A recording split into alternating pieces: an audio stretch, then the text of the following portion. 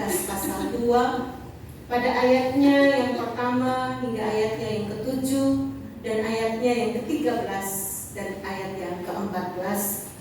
Saya mengangkat tema Raja Damai yang lahir di Palungan.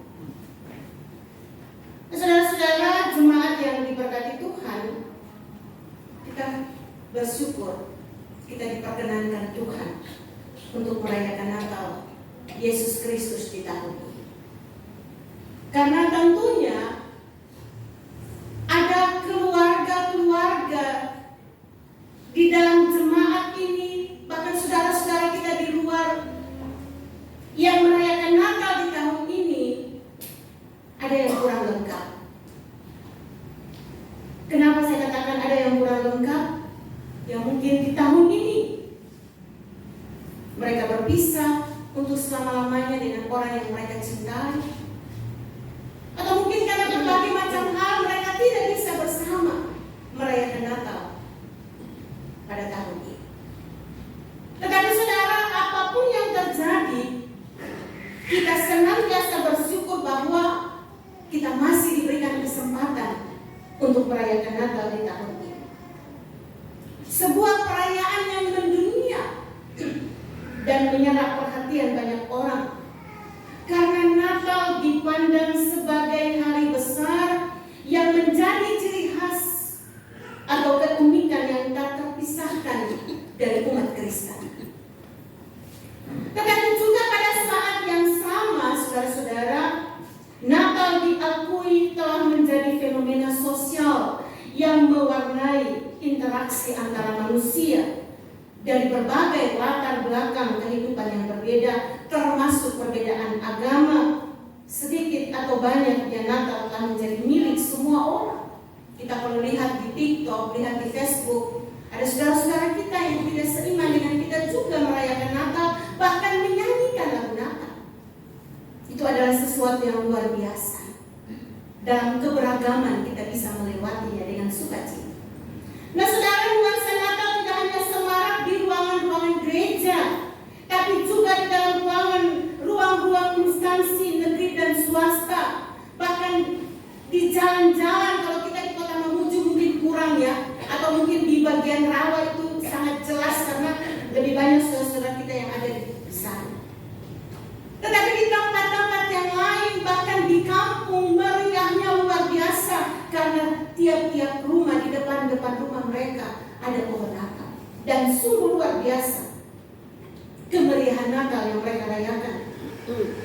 Desember yang dianggap sudah memasuki bulan akhir, tetapi saudara dan saya dalam melakukan aktivitas kita masih diberikan kesempatan untuk bersukacita merayakan Natal. Nah saudara-saudara, pada masa di mana kita melihat latar belakang pembacaan firman Tuhan kita pada hari ini, di mana Kaisar Augustus yang bernama asli Gaius Octavius, masa pemerintahannya dari tahun 27 Masehi, kekuasaannya sampai tahun 14 Masehi. Dan wilayah kekuasaannya saudara-saudara meliputi Eropa, Asia Kecil, sebagian Timur Tengah sampai Afrika Utara. Ketika Kaisar menyampaikan titah pendaftaran penduduk untuk kepentingan pembayaran pajak, maka semua warga harus patuh. Saat itu wali negeri dan gubernur provinsi Syria adalah Quirinius. Saudara-saudara, Yusuf dan Maria menuju ke kotanya sendiri.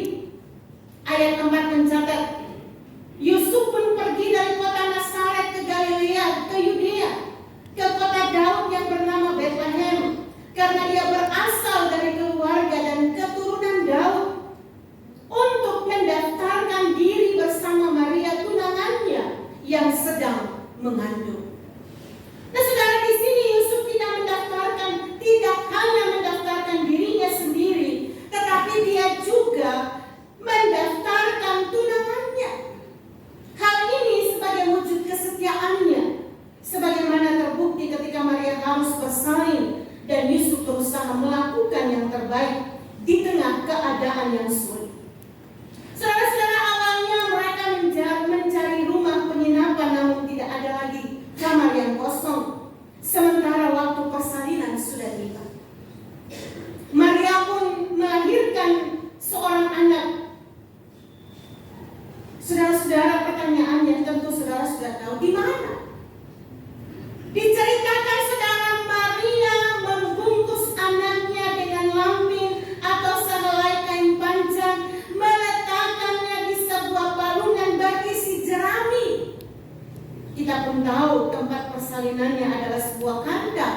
sebuah kandang untuk berlindung dari dinginnya malam, tempat yang sangat bersahaja untuk berbaring sang bayi mungil yang baru dilahirkan, tempat yang tentunya Tuhan alam menjadikan tempat termulia bagi datangnya sang Raja Damai.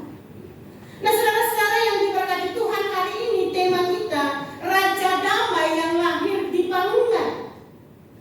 Kata Palungan dari bahasa Yunani patne, patne yang menunjuk pada tempat makanan ternak. Orang Ibrani, saudara-saudara, biasanya memakai tempat ini bukan untuk manusia, apalagi bayi, karena kotor dan berbau. Tapi ini penting karena menjadi sumber kehidupan, yaitu tempat menaruh makanan. Seperti manusia, makanan palungan adalah alat makan, sumber seseorang mendapatkan kehidupan dan kesehatan.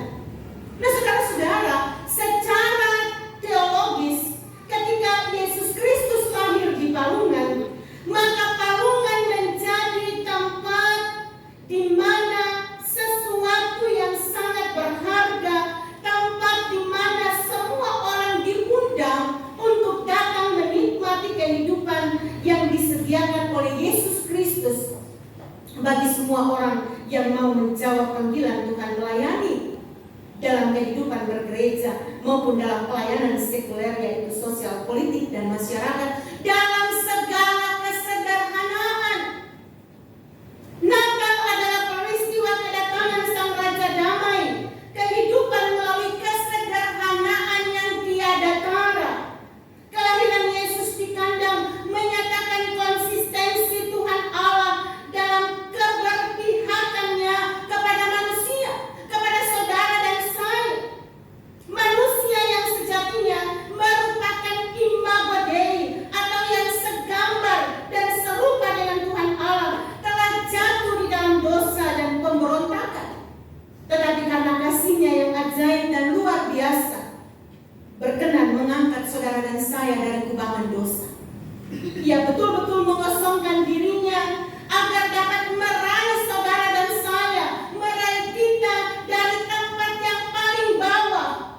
Inilah wujud kerendahan hati Tuhan Allah. Untuk siapa? Untuk menyelamatkan saudara dan saya, manusia ciptaan. Nah, saudara-saudara, kalau saudara buka dalam kitab Zakaria pasal 9 pada ayatnya yang ke-9, di situ dikatakan, bersorak-soraklah dengan nyaring, hai putri Sion, bersorak-soraklah, hai putri Yerusalem. Lihat, rajamu datang kepadamu, ia adil dan jaya, ia lemah lembut dan mengendarai seekor keledai beban yang muda. Sementara kedua kuda menjadi lambang kekuatan, keledai menjadi lambang kerendahan hati.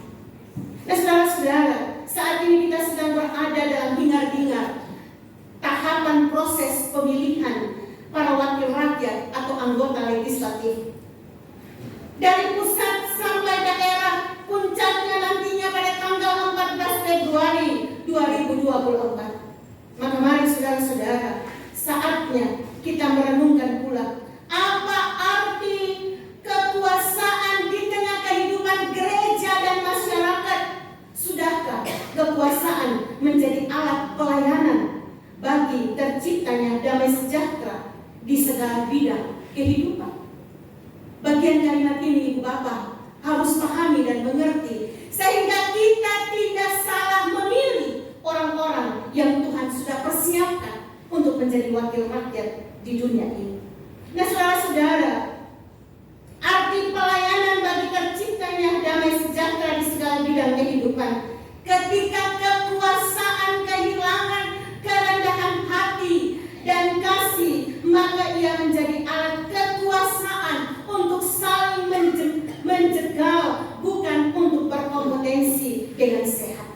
Saudara, tidak heran masih dijumpai hoaks, fitnah, kampanye hitam di tengah berbagai bentuk kompetisi kehidupan, entah politik, entah ekonominya, dan sebagainya. Maka mari saudara-saudara, dengan menghayati Yesus Kristus sebagai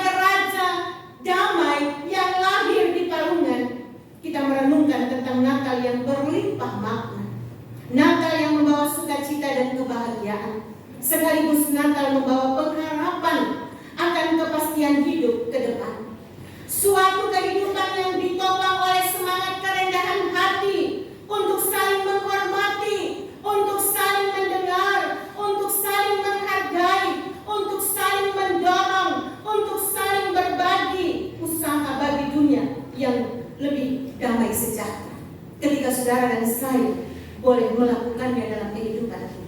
Ketika dunia makin terpecah oleh berbagai macam kepentingan saudara-saudara, maka ada kehangatan palungan Natal yang membawa pesan persatuan dan persaudaraan.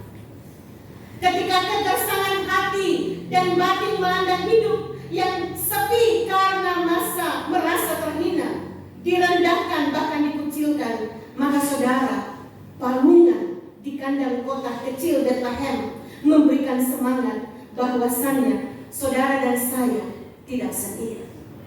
Akan selalu ada kasih penyertaan Yesus Kristus bagi saudara dan saya.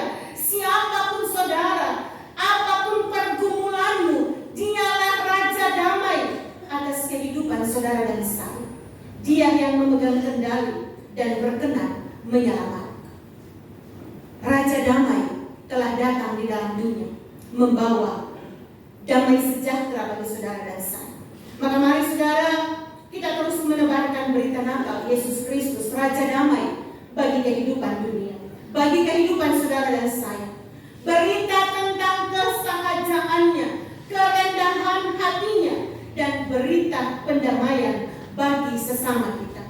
Dimulai dari mana saudara? Dimulai dari palungan hati saudara dan saya. Selanjutnya menjumpai sesama-sesama kita. Tidak semata-mata kepada keluarga kita, kepada sanak saudara kita, tetapi kerendahan hati, kesahajaan, hati yang penuh sukacita dan damai itu terpancar bagi semua orang, bagi sesama-sesama kita yang ada di luar, sehingga kita mampu untuk hidup berbagi kasih sayang, bahkan berbagi apa yang menjadi milik kita yang Tuhan persembahkan bagi kita. Mari saudara-saudara, kado Natal tahun ini adalah hidup damai, hidup bersahaja, hidup di dalam perdamaian satu dengan yang lain, sehingga kehadiran saudara dan saya mendatangkan sukacita berkat dalam kehidupan kita. Pada ayatnya yang ke-13 hingga ayatnya yang ke-14 mau menyampaikan dengan keajaiban Allah mengutus malaikat datang ke bumi, memberikan berita kelahiran Sang Juru Selamat. Dan saudara, sekali lagi saya jelaskan bahwa orang yang diliputi dengan kemuliaan Allah, mereka berani untuk pergi memberitakan berita kelahiran itu. Saudara dan saya telah diliputi oleh kemuliaan Allah. Kenapa kita diliputi oleh kemuliaan Allah? Karena kita hidup dalam kesahajaan, kita hidup dalam kesederhanaan, kita hidup di dalam sukacita dan damai, sehingga kemuliaan Allah itu meliputi saudara dan saya untuk sanggup pergi keluar dari batas-batas kita kepada siapapun di dunia ini, di lingkungan di mana kita berada, di masyarakat, di persekutuan. Untuk apa? Untuk memancarkan terang damai itu bagi banyak orang. Kiranya firman Tuhan ini mendatangkan sukacita berkat bagi kehidupan kita, sehingga dalam segala kesederhanaan perayaan Natal di tahun ini membawa sukacita damai sejahtera bagi saudara dan bagi sesama-sesama kita. Amin firman Tuhan. Mari saudara kita masuk di dalam doa syukur. Kita bersyukur. Kami bersyukur kepadamu ya Allah. Berita Natal telah kami dengar hari ini. Raja damai yang lahir di palungan, menandakan dia datang dalam segala kesederhanaan, meteraikan firman ini dalam kehidupan kami, sehingga kami boleh kembali memberitakan kelahiran Sang Raja Damai, dan pengaruh dari Sang Raja Damai itu memberikan kehidupan kami yang senantiasa diliputi dengan sukacita dan kebahagiaan, bahkan terpancar dalam seluruh kehidupan kami masing-masing. Di dalam nama Yesus kami sambut firman-Mu saat ini. Amin.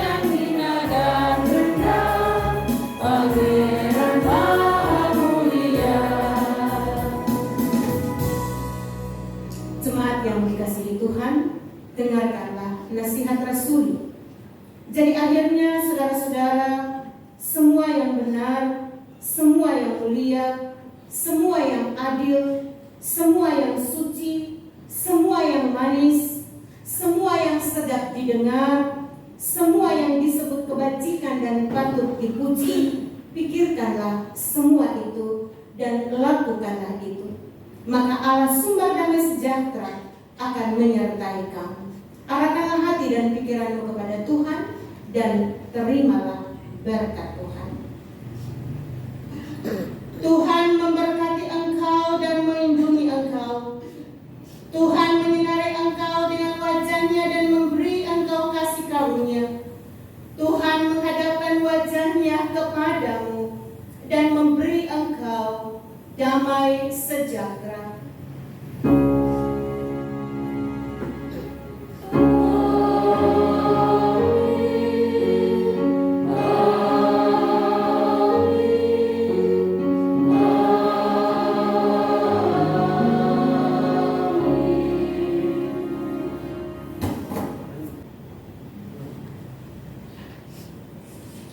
Sebagai nyanyian penutup, Kidung Jemaat 120 ayat yang pertama dan ayat yang kedua.